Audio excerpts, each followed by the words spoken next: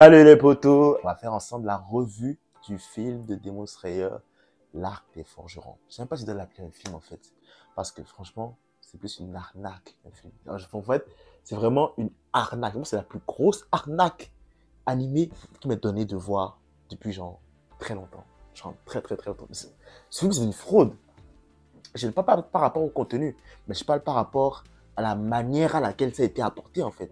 Déjà, pourquoi? Pourquoi nous faire ce qu'on nous a fait là et nous le mettre au cinéma? Pourquoi nous faire payer pour ça alors que genre limite dans 2 mois, on l'aura sur Crunchyroll, genre la saison complète sera sur Crunchyroll. Je veux bien comprendre que ce soit un truc pour promouvoir l'arc des forgerons, qui est un très bon arc d'ailleurs, mais en même temps, est-ce que ça valait la peine d'en faire genre un film? Surtout qu'en fait, c'est même pas un film en tant que tel. Si tu vois même comment c'est présenté, en fait, en gros, c'est un collage des épisodes de Crunchyroll, genre 10 et 11. Et après, tu as rajouté à ça l'épisode 1. Et en même temps, en gros, en fait, pour les fans qui vont regarder le film, ils vont juste se taper un gros épisode avec genre 2 épisodes récapitulatifs. Puis après, bah, direct à l'épisode. Épisode qui était quand même intéressant, mais est-ce que ça vaut la peine d'en faire un film? Parce que c'est vraiment un épisode d'introduction. Finalement, en fait, quand tu regardes le film dans son ensemble, en fait, il n'a aucune véritable substance, en fait. Quand on parle sérieusement, oui, c'était sympa.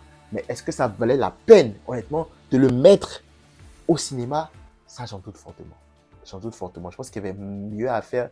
Genre, si c'était pour hype, franchement, en ce temps, vous et moi, que Demon Slayer n'a plus besoin en ce moment de faire un film hypé quoi que ce soit. Déjà que le trailer de l'arc était sorti, on était tous hypés, on était là tous prêts. Et du coup, on était quand même prêts à attendre à avril. Limite, si tu veux entretenir le hype, ben, tu peux en fait ressortir des trailers chaque mois jusqu'à la date de sortie. De là, nous faire un collage d'épisodes et appeler ça film, franchement, c'est la grosse arnaque, quoi. Genre, à un moment donné, il faut arrêter de se foutre du monde. Alors, admettons que dans un monde, ce film a été fait pour la nostalgie, pour rafraîchir les fans et leur donner un avant-goût de ce qui les attend à la saison 3.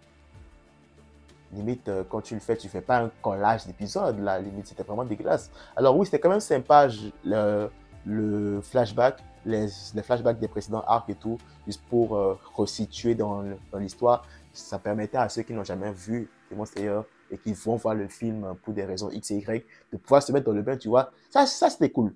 Mais après, quand tu fais un copier-coller des épisodes de Crunchyroll, après tu rajoutes l'épisode 3, genre, c'est pas bon. Limite, au moins, genre, tu sais, tu dis que c'est un film, mais rends ça comme un film. Rends pas ça comme genre une session de 3 épisodes back à back, tu vois. La cerise sur le gâteau, c'est quand ils ont mis l'opening dans le film. L'opening.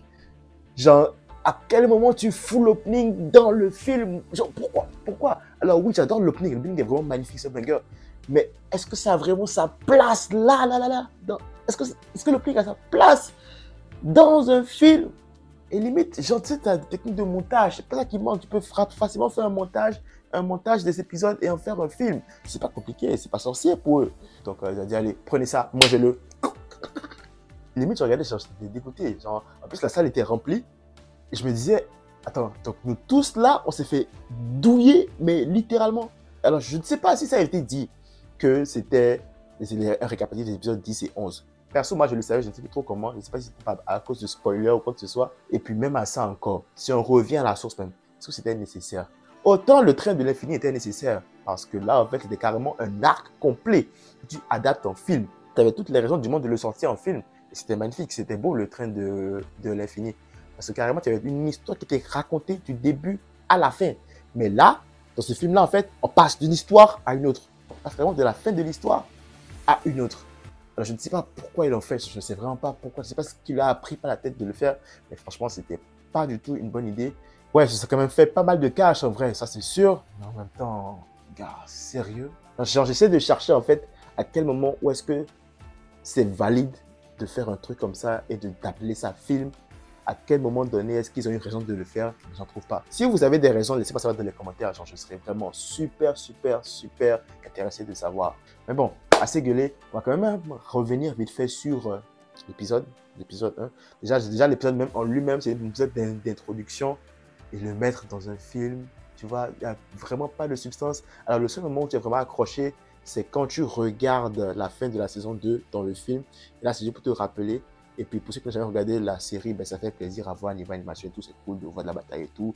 Puis, l'histoire avec les 2 frères démons là aussi était vraiment très touchante. Donc, clairement, en fait, quand tu n'es pas fan d'anime, que tu viens regarder sur le cinéma, ouais, tu es touché.